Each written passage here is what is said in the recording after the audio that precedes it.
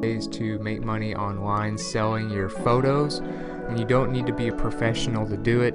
You can even sell photos straight from your smartphone that you might have taken on vacation or on a day with your friends, with family, or whatever it is that you do, and you have all these photos on your phone. You can sell them. If you're a professional and you do a lot of photography, you can sell them on many of these sites and apps. And even if you're an amateur and say you're more of a hobbyist and you do this kind of as a hobby, you can sell your photos as well. So no matter what skill level you are, what kind of equipment you have, you can sell your photos.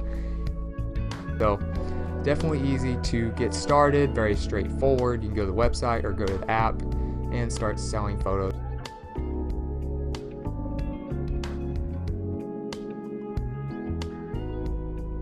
If you got something from this video, if you feel like you learned about some really cool places to sell photos, whether you're an amateur, whether you're a hobbyist, whether you're a professional, or someone who just has some photos on their smartphone and they're looking to make some extra money.